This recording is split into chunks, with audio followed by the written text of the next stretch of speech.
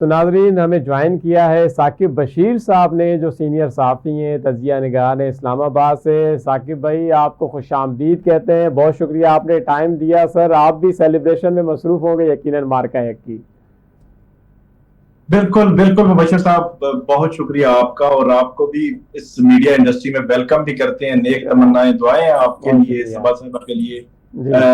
بالکل یہ ایک بڑا ہی تاریخی لمحہ اور تاریخی دن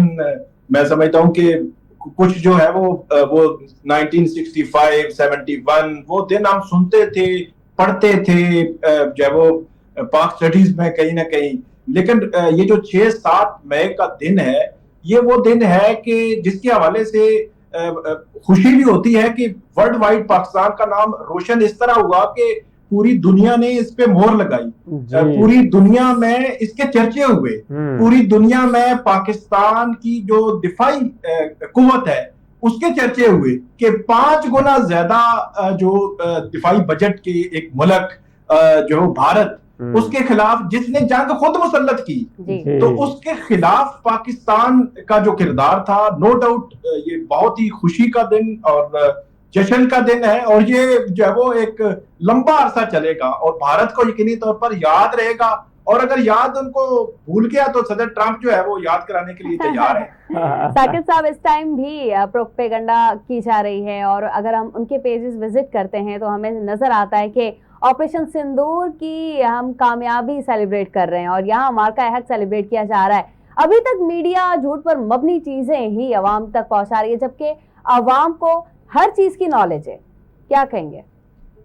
بالکل عوام کو ہر چیز کی نالج ہے، اور سب سے بڑی جو جنگ، ایک تو فزیکلی جو جنگ لڑی جا رہی تھی، اور ایک بیانیے کی جنگ ہے، تو بیانیے کی جنگ میں بھی پاکستان نے فتح حاصل کی ہے۔ اچھا، اس کا اندازہ لگانے کے لیے، جو اس کی اسیسمنٹ کے لیے اگر پاکستانی میڈیا پرسن کے طور پر ہم بات کریں کہ ہم نے بہت اچھا کردار ادا کیا، یا انڈین سائیڈ میڈیا کہے گا کہ ہم نے بہت اچھا کردار ادا کیا، تو ہم کو تھرڈ پارٹی کو دیکھنا پڑے گا، یعنی کہ انٹرنیشنل میڈیا کو۔ تو اس وقت مجھے یاد ہے کہ مئی 2025 میں جب یہ جنگ اس وقت ہوئی تھی، یا آنورڈ جب اس والے سے رپورٹس آتی رہی ہیں، تو آپ آج بھی گوگل کر کے دیکھ لیں، آپ یوٹیوب پہ دیکھ لیں کہ جو ہے وہ جس طرح کی رپورٹنگ جو انڈین میڈیا نے کی، جس طرح کی فیک نیوز انڈین میڈیا نے، جس طرح کا جھوٹ انڈین میڈیا نے پھیلایا، جس کو جو ہے وہ ہائی لائٹ انٹرنیشنل میڈیا نے کیا کہ یار یہ کیسے ایک بچگانہ حرکتیں جو ہے وہ کر رہے ہیں وہاں کے اینکرز، جنہوں نے، اور یہ جنگ شروع کرانے میں بھی جو انڈین میڈیا ہے اس کا بڑا کردار تھا۔ آپ کو یاد ہوگا پہلگام جس وقت ہوا، پہلگام کا واقعہ، تو پاکستان کی جانب سے فوری طور پر یہ جو ہے وہ کہا گیا کہ ہم اس میں تھرڈ پارٹی آپ انکوائری کے لیے تیار ہیں، اس کی تحقیقات ہونی چاہیے، یہ جائے کہ انڈیا جو ہے وہ الزام لگائے۔ تو بیانیے کی جنگ میں بھی پاکستان نے جیتا یہ جو جنگ ہے، اور پاکستانی جو میڈیا کا کردار، مجھے یاد ہے کہ یہ جس رات کو یہ ہوا تھا تو بالکل صبح ہم اس کی رپورٹنگ کر رہے تھے، لائیو رپورٹنگ کے دوران راولپنڈی اسلام آباد میں موجود تھے، تو اپڈیٹس آ رہی تھی، اور وہ اپڈیٹس جو آ رہی تھی ہمیں وہ اتھینٹک تھیں، وہ بعد میں بالکل سچی ثابت ہوئی، ایسا نہیں ہے کوئی فیک نیوز۔ تو انڈین میڈیا کے مقابلے میں پاکستانی میڈیا کا کردار بہت مثبت بھی تھا، اور رپورٹنگ وائز اتھینٹک بھی تھا، کہ جتنی بھی رپورٹنگ یہاں سے کی گئی وہ ساری بعد میں سچی جو ہے وہ ثابت ہوئی۔ اور